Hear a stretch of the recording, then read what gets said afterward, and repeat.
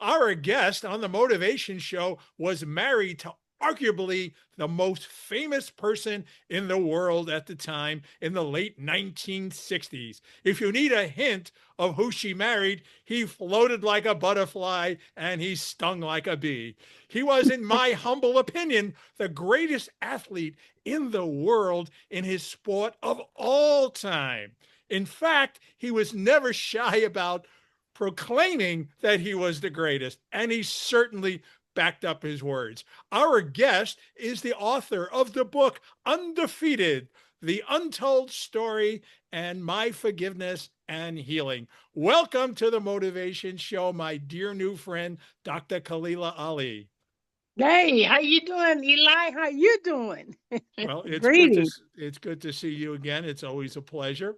And I'm excited about getting into one of my favorite athletes of all time. And you become now, we haven't known each other that long, but I kind of feel we got great chemistry. Of course we do. And you know half the people that I know, you know them. And it's good to see you again. I was really happy to see you. I had a great time the other night, seeing that great talent. Um see Brian Highland, Heyman. Brian Highland. Highland. Yes. Highland. He's an Yes. amazing individual. I love his music.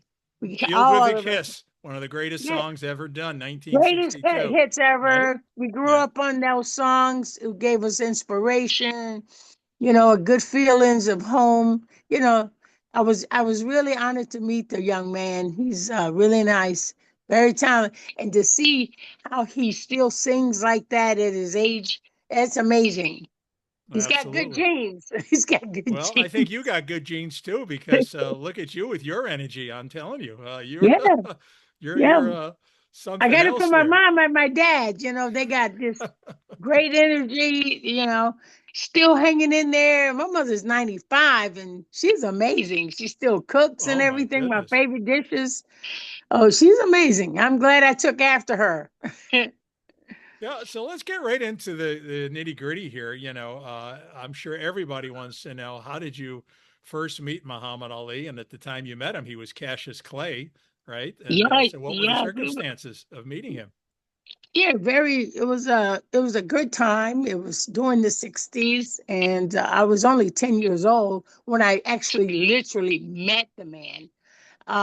He came to our school, and he got on stage and said, "I'm going to be the heavyweight champion of the world before I'm 21. So get your autograph now, because I'm going to be famous." And I said, "Oh man, who is this guy?" You know. So he gave us all autographs and everything, and he walked up to me and said, "Here, little girl, here's my autograph. I'm 19 years old now, but I'm going to be heavyweight champion before I'm 21. So get your autographs now." And I said, "Oh, really? Really?" I said, "Oh," and I looked at his name and I was reading and I said, "Oh, this says Cassius Marcellus Clay." I said, Cassius Marcellus, that's a Roman name. Do you remember what Romans did to people back in those days?" He said, "No." I said, "And this is the kicker right here, clay. That's like dirt you mold, clay." And I asked him, was he proud of that name? He said, "I thought I was." He says, "Why?" I said, "Well, until you get a name of honor, until you get a name of respect, names are very important meanings to people." And so you're not going to be famous with this name until you get a name of respect and honor. Matter of fact, till you get a Muslim name, you're not going to be famous with this clay business. It's not gonna happen." And he looked at me and go, "What?" "You tore up my name? Who is this person?" He said, "Oh my God, she tore up my name, man." He was really upset about it. And I guess it never happened to him before. I was Especially for a speaking to young me. whippersnapper like you, right? You were about what age at the I was time you said 10, but I you're was very 10? good in My history. goodness. Yeah, I was good in history and religion at the time. I was like a little ahead of my time on a lot of things. And so if you look back in the times and I said that he wouldn't be famous for that name, look at it today. He isn't famous by Cassius Clay. He's made famous by a Muslim name, like I said. Yeah. So it's kind of premonition kind of thing, Well, I'll just tell you, something. a lot of people do not know the story, right? That you were such an influential part of him changing Yes, his name, sir. right? Yeah. And so, what enabled Cassius Clay to embrace the Nation of Islam? Uh, But I think he was kind of interested in it when he heard about Malcolm X and everything like that. So he wanted to know who taught Malcolm X, who gave him this knowledge about all these things. And so he came, and the Malcolm X says Elijah Muhammad, and he was interested in seeing the empire of the Honorable Elijah Muhammad, which included our schools, our barbershops, our supermarkets, our stores. And this was a Black group that built a whole nation, a whole city with our own money, So a lot of Black businesses wasn't open at the time during that time. They was fighting for rights and things like that. And they had a few upcoming, supermarkets coming up and everything. But the fact of it is, the bottom line is the fact that he got interested in it. But when he got to me, he saw how smart the younger generation was. He said, "Wow, I should have had that knowledge when I was a kid in school." And I think that's what really gravitated him toward me more, because he directly had a confrontation with me. So it was something he wasn't used to, basically. That's why he kept coming back. Now, you're a lady of great faith. Off the air, we just talked about Ramadan and your celebration of that. What gives you that faith? What gives you such admiration for your religion? You know what? I'm gonna be honest with you. It's because of my mom and my dad, because they became Muslims before I was born, and when they became Muslims, they were. I think my father was Christian. I think he was Baptist. I don't know if he was Baptist or one of those. And he were very, his family was very, very strong in the religion, for discipline, more or less. And living on the farm in Mississippi, we had a lot of land, and we raised our own crops, and we used to sell it to the markets. So my father's family was pretty well off back in those days. And so he wanted to join the Honorable Elijah Muhammad because he said that he didn't believe God was a man. And he says, got to be something more to it than that. So I think that's what drew attention to my dad. He was a military man, he was in the Army. And when he left Chicago, he had a job at American Can Company in Chicago. And they drafted people from there, and then he went to war. He was stationed in Okinawa in the Korean War, and he when he came back, his job was still there for him, and he went back to the same job that he had when he was a teenager. And believe it or not, my father, the word steadfast goes across his head, because he stayed to that company until he retired. But he had other side jobs on the side, like fixing televisions and radios. I used to see him come home and buy different TV tubes, and he would fix people's TVs. And he had a certificate of learning of TV and radio repair, and he would do that on the sidelines. And then we would go to the mosque. My family, we would go to the mosque and learn. And I was in a Muslim school, and it was very disciplined, but it was something that it was second nature to me. It was something I enjoyed. I liked the discipline part because it was similar to the discipline in my family. So it's just something I grew up with that I accepted. I saw how my father and mother was very disciplined, very homemaking type. I mean, my mother took care of the food and my dad did the groceries, and they had a little system going on, which was amazing. And I never heard my father scream at my mom or said anything foul with her. He was always kind and polite. I said, well, I don't want to get married. That's one thing. I don't want to get married. This is too much. And I see he would ask my mom to put on his shoes, and the shoes would be right next to his chair.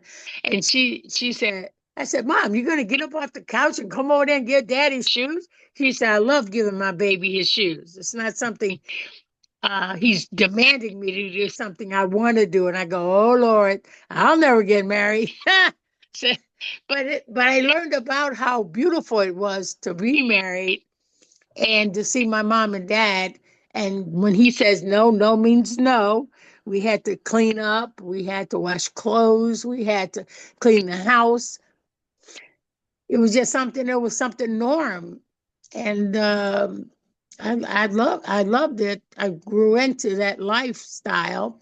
But this time, being married to somebody like that, he wasn't like grand big. He wasn't like a big star then. He was just an Olympic winner.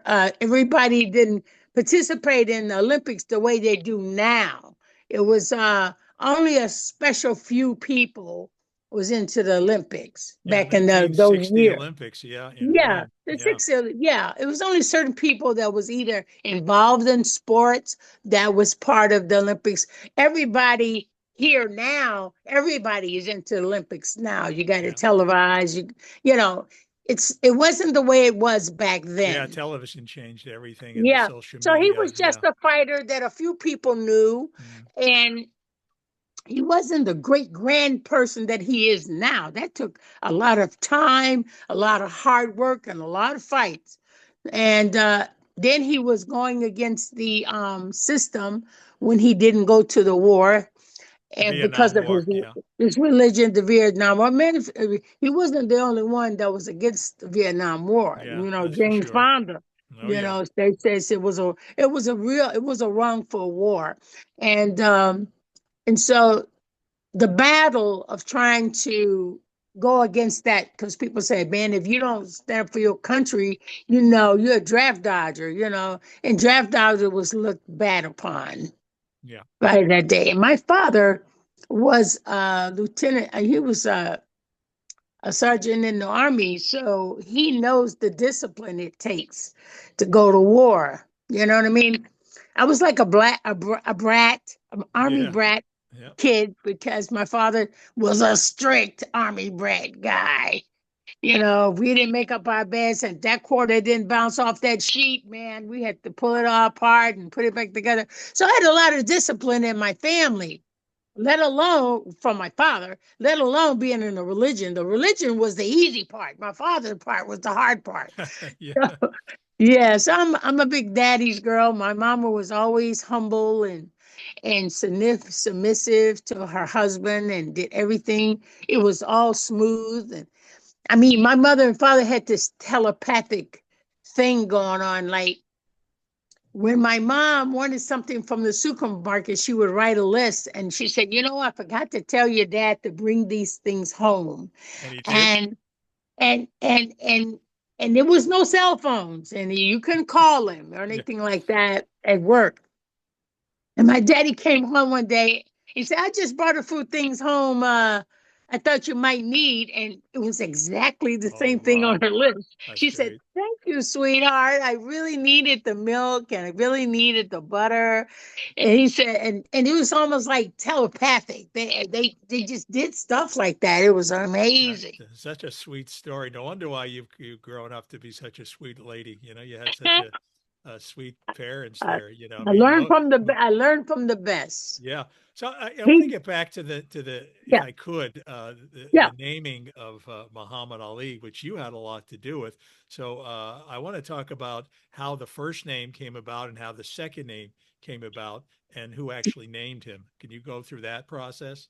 Well, I'm Elijah Muhammad is the one who, but Ali, well, Clay kept asking, man, you need to give me a name. That little girl's still calling me Dirt, and this is Mm. like embarrassing. I need a name, and he gave him the name Cassius X at first. And he said, no, no, no, no, I can't have that. Cassius is a Roman name. She said that's no good. I can't have that. And my father, last name is Ali, so the leader said, well, you know what, I'm gonna give you this guy right here, my security guard, his last name Ali, because he'll take a bullet for me. He's a very good Very well secure man. respected, your father. Yeah, he's Yeah. well respected, highly. He's a trained soldier in the Muslim army, and he said, I'm gonna give you his name and then I'm gonna give you Muhammad, and you're gonna be Muhammad Ali. And he says, by the way, that guy, my bodyguard, he's the father of the little girl that tore up your name. So there you go. Wow. So yeah, You're a my part of a father, my significant father's part of son was history like there. Yeah. part of history. Yeah. Everybody want to know how he changed his name. He didn't change his name; it was given to him. Yes, Mm. sir. Yeah. And that's So, what's in the book. Those are the things, yeah. accolades about him that a lot of people doesn't know about. Yeah.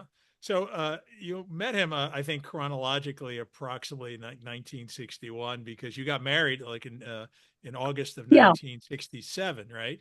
And Yes, you were sir. you were 16. Yeah. I met him in 1960. It was the same year he 60. won Okay. the Olympics. Yeah. Yeah.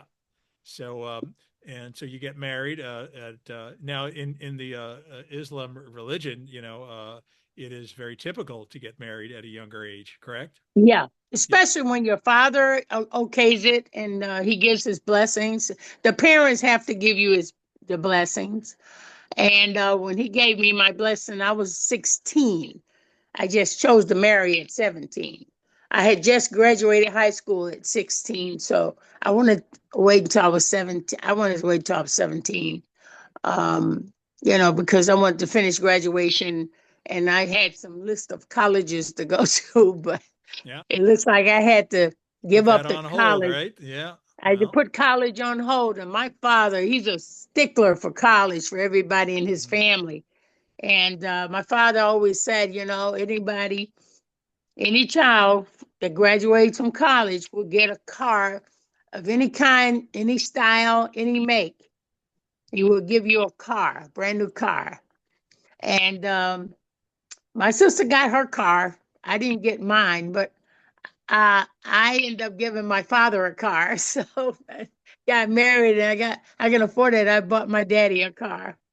So you were actually married to Muhammad Ali in a very unglamorous part of his life because he was in the middle of a suspension, right? From Yes. they took Yeah. away his title of heavyweight champion, and it was more of a struggle now to make a living, right? How Yeah, did he because actually make a yeah, living? he was broke. He was Yeah, broke. yeah. Yeah, Well, he had married one lady and she was a woman of the night and she wasn't going along with the Islamic regime. She wanted to keep her miniskirts on and hang mm, out and party. And they was trying to get him to get married because he was a young guy. Everybody was after him, the girls and everything. So they said, we'll get somebody to tame him. So, but his manager forced that issue. And when he found out she wasn't going to comply, he said, well, I'm going to go back to that little girl that tore my name. I'm going to see her. now that's, let me ask you a that's, question. If it yeah. was in today's terms, or even 30 years ago. Here he is, he Yeah. fights Sonny Liston twice, and he wins the Mhm. world heavyweight champion. Shouldn't he have been making millions of dollars? I mean, Not how at much that did he time. make off those fights?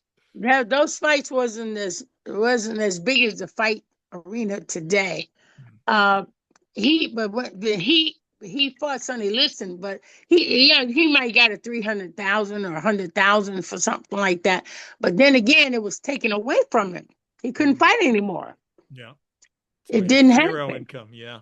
It was zero income, and so I took my college money and supported us for 3.5 years until he got his first fight with Jerry Quarry. So I took my college money and survived off of that with my family because he had nothing.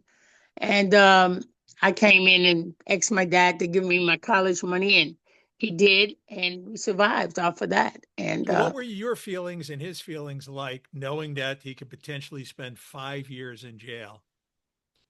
we just prayed that it wouldn't happen. And I kept him in training. I kept him. It was almost like I was made like a. It was like a campaign for me to make sure he's the people's champ because people loved him, and people respected him. And so it was very hard because a lot of people was against him because he was a draft dodger. That was the hard part. And I kind of we kind of I got him some jobs. I got him some jobs in the boxing world to either come and present himself before a fight, and they'll give you money for that because they used to open up fights that way, and we would make like $5,000 or something like that for him to make an appearance. And then I set him up with some colleges. He got so much a response from it that I had to get an agency so we can get him more colleges to speak about why he didn't go to the draft and how he became a great champion. So he would speak on that, and he would, gain like $5,000 or something like that. But we stayed on the road, and I kept him in shape, and I made sure because they, out of nowhere, they might come and get you and give you your license. So stay in shape, and he did. In the meantime, that little breathing time right there, I prayed, and we prayed about it. And I didn't think, 2 years passed, and it was still in motion in court. I said, they're not going to put you in jail, man. They ain't going to do that. They'd rather have the sports people make money off of Clay instead of sending them to jail, because the same method that the Jews did without going into the American services is the same reason why we didn't go. So they figured it's the same ploy. The Jews didn't have to go and get indoctrinated in the army either because of their religion, and that was the same that we were. So we started hanging around with Frank Sinatra, the Rat Pack, and Elvis, and a lot of stars we would hang out with. Yeah. Huh? Dean Yeah, Martin, part of the Rat Pack, yeah. And yeah, he's in we your was hanging book. out with the Rat Pack, Yeah. just making our appearances. That was my campaign, and I would make little buttons says uh Muhammad Ali, the people's champ. I would put people's champ, make little buttons with his picture on it, and try to make that campaign where he'll still be in the papers, try to keep him in the papers so it won't die out. And then it happened. That day happened.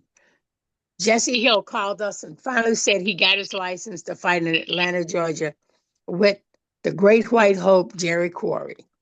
And it was a big fight. It was huge. And it was probably the Jerry Quarry fight and Ali fight was so huge.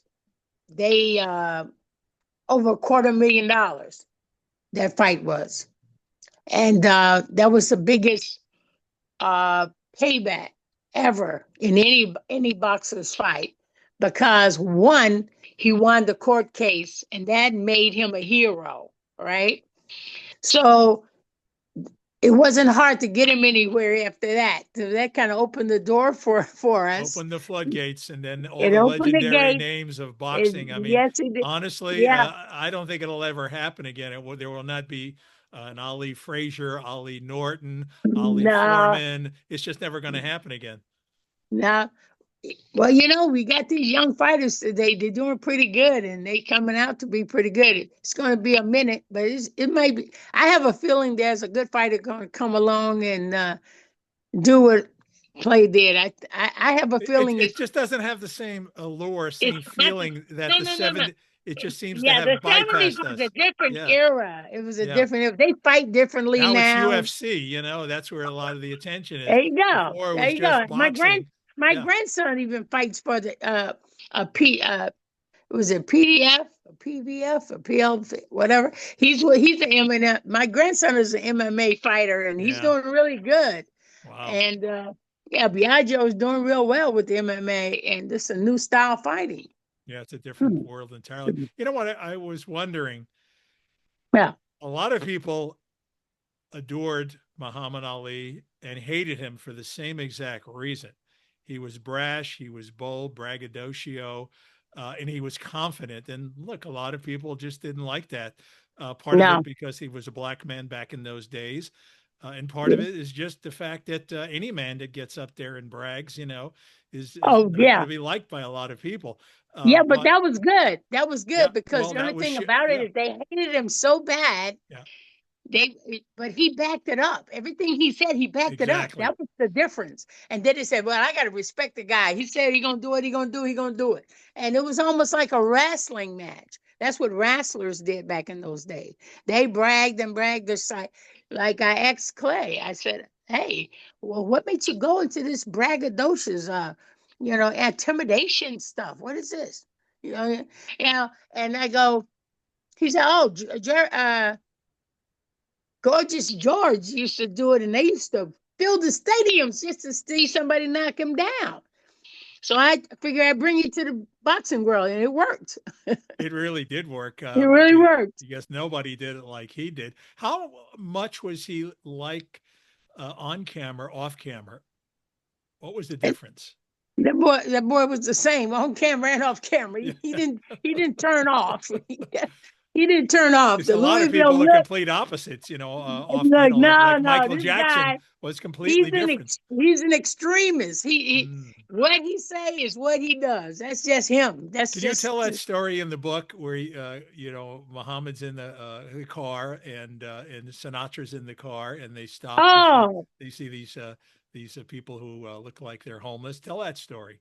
Yeah, it was like I think they used to call them. They don't call them drunks. They call them like hobos. They call them hobos back in the '60s, and they would drink. And these men were like they used to be lawyers. I mean, these two men were sitting on the side in New York off of 42nd Street in an overcoat, drinking out of a brown paper bag.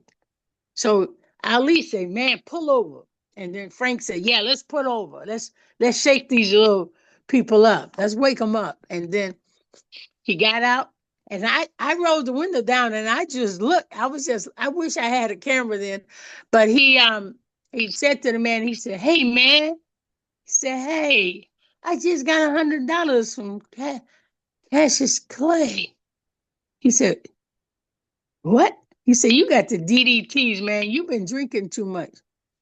And then Frank Sinatra gets out and gives him $100 bill. He said, "Hey man, we got the DDTs, man. We need to leave this liquor alone." And he said, because Frank Sinatra just got me one. He said, "Man, we've been drinking too much. We need to let that go." They threw the bottles away. And Ali said, he said, "Thank you, man. You know, I used to be a lawyer." I used to be a lawyer right there on Fifth Avenue. He said, "Well, we need to take y'all go get something to eat." He said, "Yeah, I'm gonna go get." He said, I ain't gonna drink no more. I'm tired of this deal." He said, Wow. and it was so cute. If I had one of these cameras that we got now, I would have had such a beautiful time with that. Now you have to And tell then us the Elvis story, because how did you have the guts enough to walk over to Elvis, and how did that famous meeting happen? And that photograph, and where is those photographs? those photographs right here in my house, my little Kodak Instamatic cameras back from the '60s. You know, they got it was called the Hawkeye. It was a Kodak camera called the Hawkeye. It was a little camera.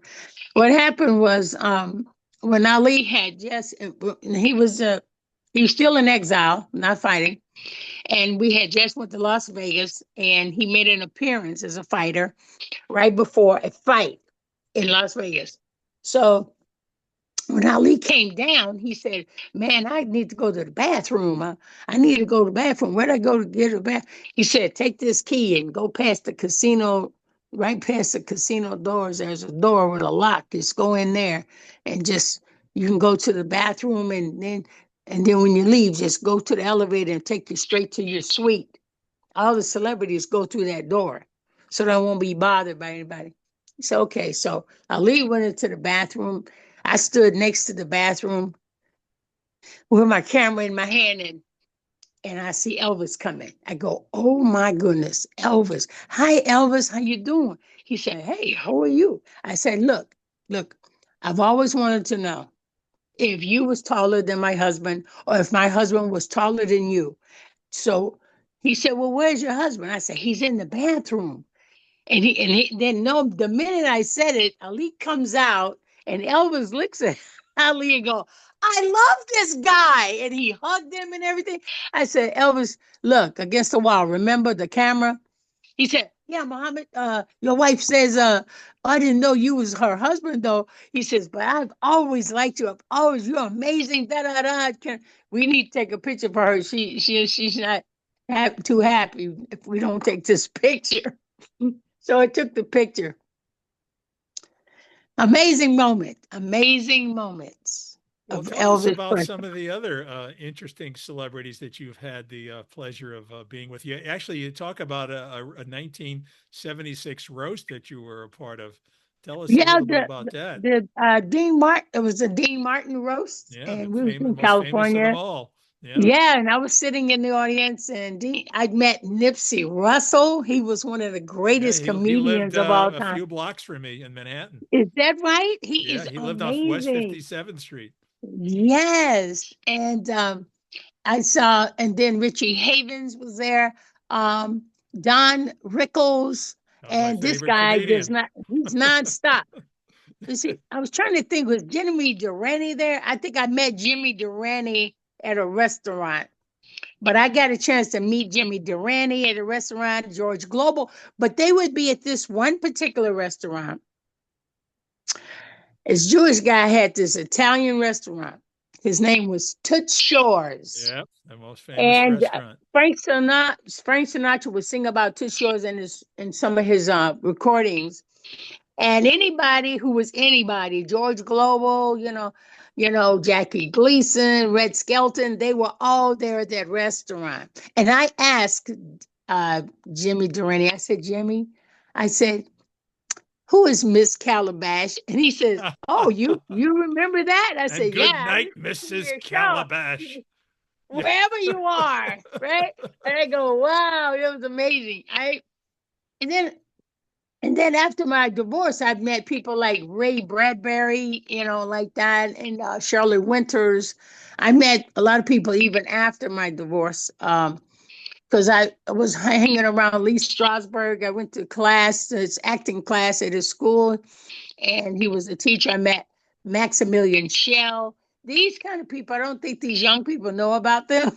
I remember when Frank Sinatra said, "Look, we're going to go to a speakeasy, but they don't have any license for liquor. So they're going to be drinking liquor out of a coffee cup like it's coffee. Like, So, and then Ali said, "Make sure you don't drink anything out of a coffee cup." I said, "Okay." So he said, "Ladies and gentlemen," it was 1 o'clock in the morning. He says, "I got my special friend. She's going to sing for Mrs. Ali. And I think she's going to like this guy because her husband told me she liked my friend," and came out on the stage. He says, "Satchmo." And I go, Oh "Who my is God. Satchmo?" And that's not Satchmo, that's Louis Armstrong. He said, "That's his other name. He uses Yes. his name." And that's when I learned about Satchmo. I didn't know his name was Satchmo. Yep. And he was an amazing young man. He said he was raised by a Jewish family, and they took him everywhere and gave him lessons to play the horn. He was just amazing, kind individual. I'm gonna tell you something, Eli. These people back in those days, these were genuine gentlemen. They were gentlemen, um, and women. Ella Fitzgerald, Yeah, tell us about Um, that Beverly Hills story. You got to talk about that, where you literally went up the hill there after getting like this oh yeah, tourist that map, and you went up to Ella Fitzgerald's house. Like, who does that? Tell who us. does that? Ali was going out to see some basketball stars, Jim Brown and all of them, and I was pregnant, and I with our first daughter, Miriam, and I saw a map on the stand on the sidewalk. It says, you know, uh, star movie stars' homes, and you can. It's 25 cents, and they would show you where their homes were, and so I was driving, and I kind of pulled up in front of the door. I just parked there. There were no cars out there, everybody's cars in the driveway. So I pulled up Ella Fitzgerald's house. I said, "Oh, this is a beautiful house." I got out the car, and I just ran up and rang the doorbell. Just like that. Hey man, what are we gonna look at a house for? I Yeah. mean, I would know the people in the house. I rang the doorbell, and believe it or not, she answered the door. That was a shock. She said, "Oh, who are you?" I said, "I'm Muhammad Ali's wife." "Oh yeah, I saw you on there. But come on in, baby. We got some coffee and some cake and everything. Come on, just sit down and rest yourself." Oh, She said, "What made you ring the doorbell?" I said, "It makes sense to me. I don't feel like, I wouldn't want to pass up an opportunity not to meet you." And I met her. I met Doris Day. I met Milton Berle, Jimmy Stewart. I all the just pulled same up way. in You front of just pulled right up. the house, man, and they answered the door. There you go. Can you imagine trying to do that today? Oh no, no, that would never happen these days. Yeah. But that was unusual. I just, it's just something I would do. You know what I mean? And I'm Sarah Cassius Clay's wife, so it's not going to cause too much of a problem. So That's oh yeah, for I know. sure. It kind of helped. Well, I have to ask you, Khalilah, my show is called The Motivation Show.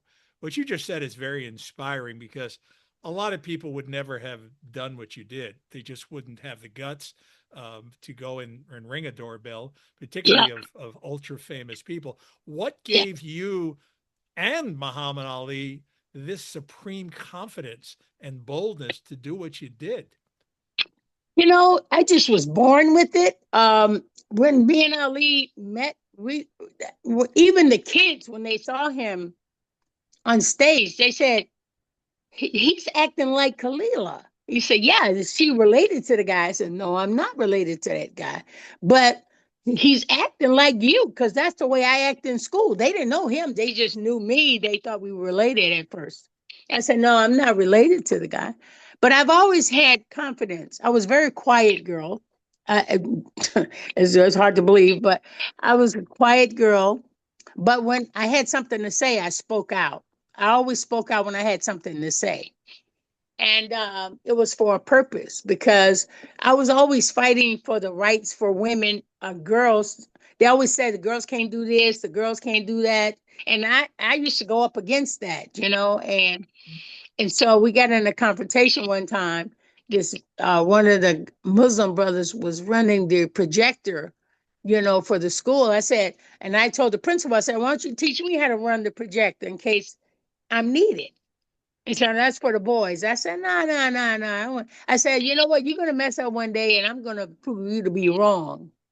And that day came, and it wasn't too far from the time that I said that. And So, we was having minstrel classes for the girls. I said, "Whoa, this is my moment, man," because the boys ain't supposed to be in there for that kind of class, right? yeah. I said, "Hey," I said, this boy shouldn't be in our minstrel classes. So you know what? You need to teach me how to run the machine, because he don't belong here, nor do you." He said, "Well, you got a point. You got a point." So they asked the leader and said, "Well, Khalilah, she went out there and she said he don't need to be in." And he said, "She right. Teach her how to run the machine. That's all you got to do." So I was like, "I'm a hero." I was kind of glad I did that. And I stand for a lot of women's rights in America, and a lot of Muslim rights in other countries. And I've spoken in other countries and brought rights to the heights for women in Muslim countries. Yeah. Well, you're a I broke tremendous that role barrier. model. I Yeah. broke that barrier.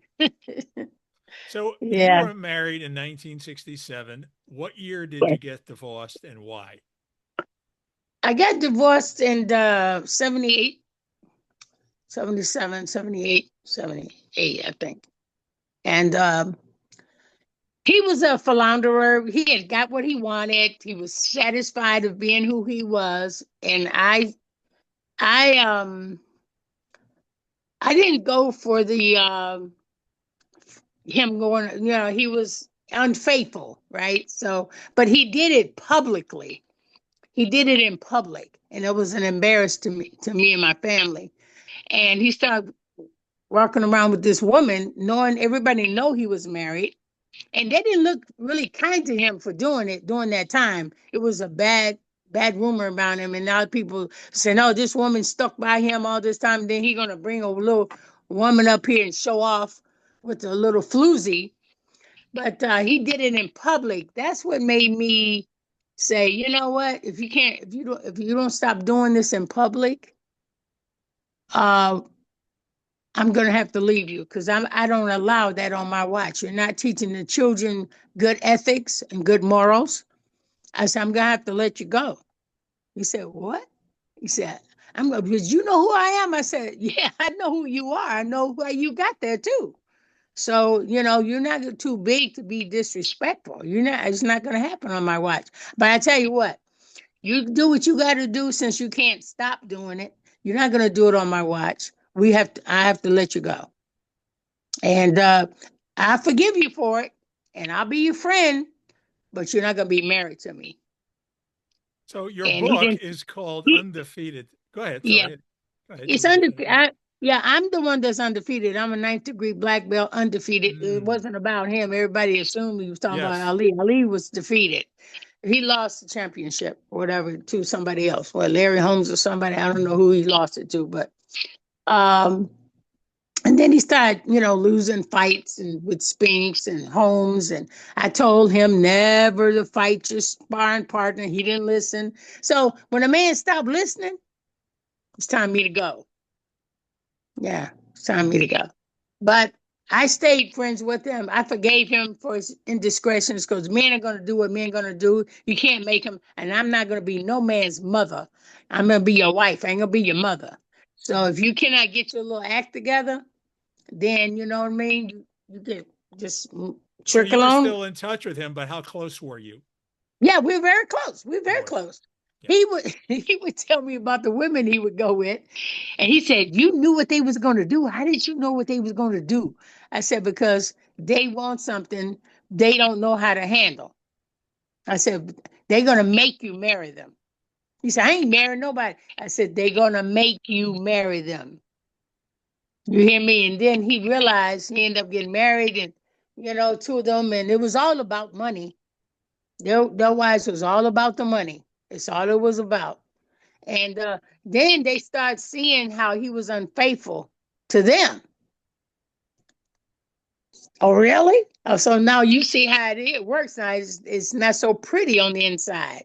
So they had their feel with them too, and they left them. But the last one was the real gold digger right there. She tried to take it all, and because he became helpless, and he got sick. So she's the only one that took advantage of him more than any of them. So he Sad. asked for it, so he gets what he asked for, right? Yeah, I So there you suppose go. so, right? It So happens. But the fact of it is, we built the Ali legacy. We built it together as a family, as a couple, and it's something that we built to inspire other sports people, men and women.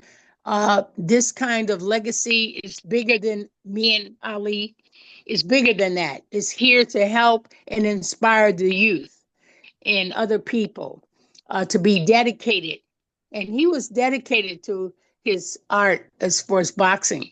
He studied it. He trained for it.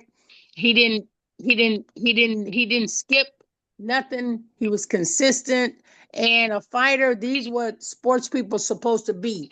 Be into your art, study your art, and just work hard and be a perfectionist in it.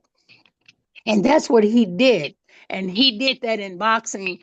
And I take my hat off. He'll always be a champion to me because he's dedicated to his work, his Well, boxing. like I said at Yeah. the introduction, in my book, he was the greatest that ever lived. Now, I know in your book, you actually talk about a simulation in the late 1960s where they were computer simulating whether he was the best fighter of all time.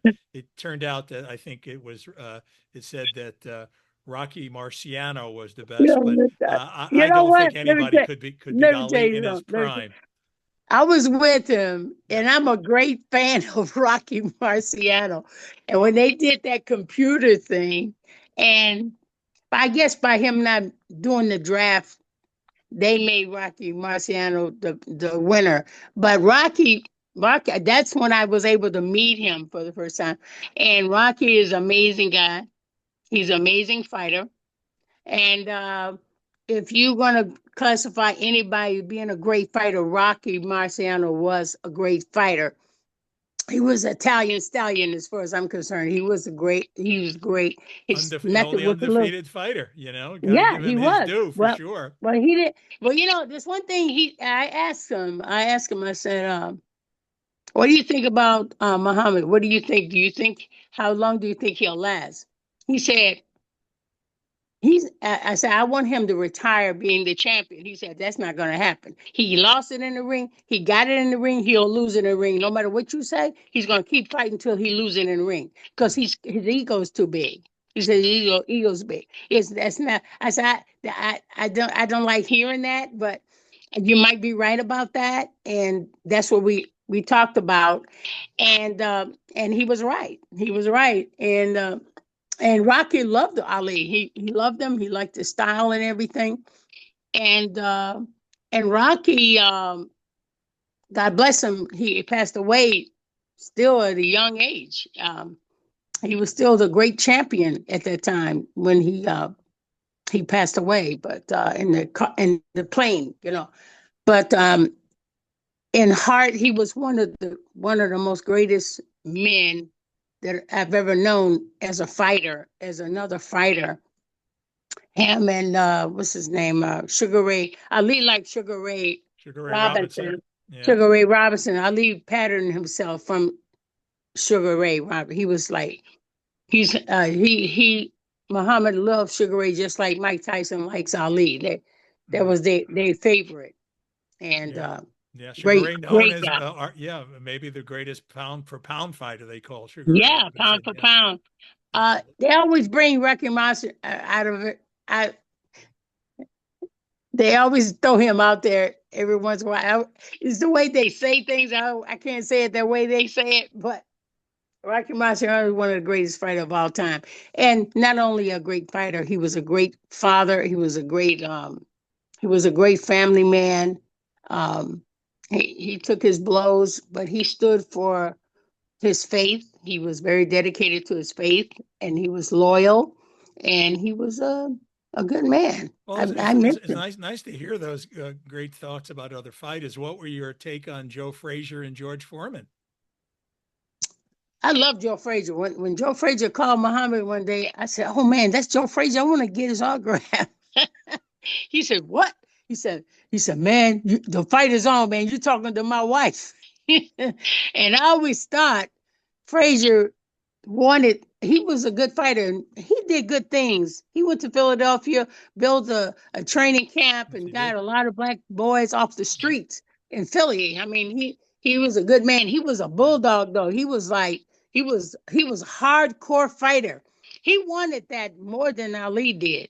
And Ali got lazy. He got Yeah, cocky and that got first lazy. fight. Yeah, yeah. Yeah, but he didn't train right. I already knew he was going to lose before he went. I told Angelo Dundee, I'm wearing black and just put me in the bleachers at the Oh, top because I don't really? want to be nowhere down there near Muhammad Oh, wow. because You saw that coming, huh? I saw From it the. coming because he wasn't training. He did not train right. All the people in the camp would say, "Oh man, you're gonna do this. Oh man, you're gonna do this." Just listening to all the crap. And, a lot of fighters They know people around him can get to talking and get to, saying certain things. And, you know, you just don't sit there. You gotta train to fight. And he knew it. But you know what? It happens to the best of the greatest performers ever. They all get their little lazy moments. Yeah, And wakes he you had up. a little, And it woke him up. yeah. So And I and the I next two wasn't gonna fights help were a him. little I wasn't different. right. I wasn't gonna help him get out of it. You know why? Because I knew he deserved to get knocked out once. Mm. Because that other fight's gonna come up and he won't make that mistake again. So he's got to lose in order to learn. So that's why I backed off. I said, I ain't helping you on this one. But when Foreman came, I said, you know what? You better fight this guy. And the best way you're going to do it is train. It's going to be another Joe Frazier fight if you don't train. And if you don't train right, I will get in the ring. I won't get in the ring, but I'll get a mat on the floor and I'll whoop you by myself. Mm. I'll let people know. I'll call Howard Cosell and tell him, give me a room and a mat. And I would karate this guy till he hit the floor. I could do that. Oh my Yeah, goodness. I ain't gonna get in the ring with him because that's his comfort zone. He's a fighter. He know that better. I ain't getting in the ring. I'll put him on the floor and he's out of his own. Wow. He Khalilah, can't. He I can't. got to ask you about the Foreman fight because Ali had one of the greatest strategies of all time, the rope-a-dope strategy. However, there's a lot of speculation that that fight cost Ali, in later years in Parkinson's, because he got hit so many times. No, And no, no, no, no. what do you That's not think? true. That's not true. Okay. I'm gonna tell you right now. Parkinson's didn't cause Ali that. That was just Okay. payback for him doing bad stuff to me. But what Parkinson, you have to study the Parkinson Foundation. My children, my young girls, they all work and study under the Parkinson Foundation. Did you know my best friend, Katharine Hepburn, beautiful woman. I've been around her a lot. We was a private friends. We were private. She got Parkinson's. She never stepped in a ring in her life. Good It point. had nothing to do with Parkinson at all. You know what it had something to do with? Ali's father was a painter, right? Okay. And there was lead in the paint. Oh, And he wow. absorbed the lead because his brother got it too. It's the Oh, lead wow. in the paint Oh that my got in goodness. his system. Yeah. Hmm. And my father got it because my father painted for the American Can Company, Pepsi Cola, Coca-Cola cans. It was the lead in the paint. It's something that goes in your system and it comes up and surfaces later. And it's from people who are very energetic. And it wasn't Muhammad never got hit that much in his head ever. Come on, let's look at the real deal. You never got hit. He got hit by Joe Frazier, a couple times and then he broke his jaw, but he never got hit in the head that much. They just assumed that because it's boxing, but that had nothing to do with it. I'm telling you right now. Parkinson had nothing to do with Ali getting hit in the head. Ali Okay. was known not to get hit in the head. Come on. Actually, yeah, he was always You got to ducking and study the weaving. fight. That's for sure. Yeah, he could weave He was and the far hardest better than guy in the anybody I world to know. hit. Yeah, He I was agree. known. He was known not to get hit. That's true. He was known to get. They just use that as an excuse because they don't know nothing about Parkinson. They Yeah. don't know nothing about no Parkinson's. Well, thanks My for father had it. clarifying that. Ali had it. Ali's brother had it. Why? Mm, There you go. wow. And plus, when we get diseases or any kind of sickness, it's the way you eat, the way you live, I and the agree. way you accomplish your fate of how you act toward people. Yeah, When you do that something part people wrong don't with talk people, about enough. You're right. The faith part. Yeah. it's their fate. Yeah. Everything is about fate. Yeah. But God has in store for you that you have set up yourself to make your demise. There you go. So people don't think. There is a creator working this room here. He's working the whole world. And if you come up with something bad in your fate, it's going to happen to you. Each individual have their own fate they have to deal with. It could be anything. Plus, you're getting old. You're going to get old. That's what happens. Things happen to you. But it's the way you carry yourself and your fate. And the only person that knows your fate and what you've done in your lifetime is the Supreme Being, the Almighty God. Amen. He's the only one knows what you've done in your lifetime. Nobody else knows, but he knows everything. Mm-hmm. So, people, when they go out, they go out. I predicted he was going to go out like that because the way he treated me and the way he treated the family, that was wrong. That was just boldly wrong. And you and a lot of people, they don't want to give the Creator the power and recognition that he deserves.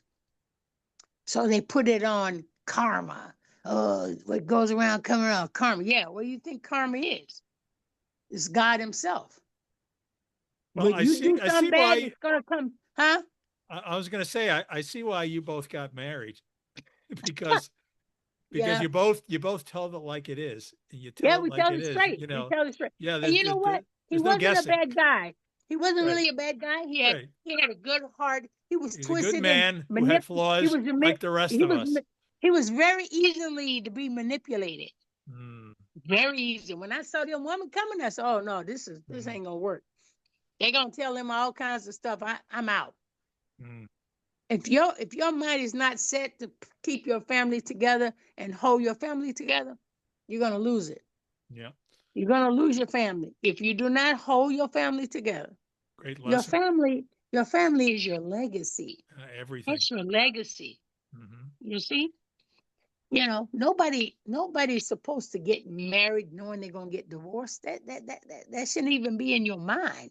Yeah. I got divorced because I'm not going to stick with somebody that don't make a commitment to his family and stick to it. You could be married to somebody and you can just fool around and do all you want, but you don't do it flagrantly in public. You do it discreetly, but you know what? Muhammad Ali is an elephant downtown New York City. You can't hide. Whatever you do, they're gonna see. If you're gonna be famous as you are, you need to act like it. Everybody can't be that famous. But everybody that gets famous don't know how to act. You have to know how to act.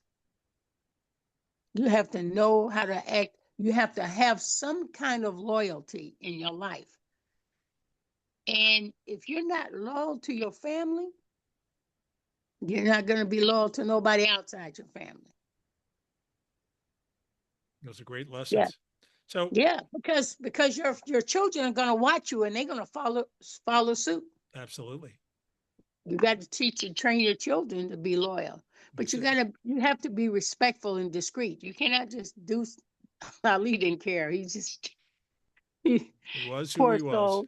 Yeah, he's just who he was, and that's why I let him be free. Go ahead and do what you want to do, baby. You're just not going to do it on my watch. And any woman, I've seen women stick to their men until they just get ruined.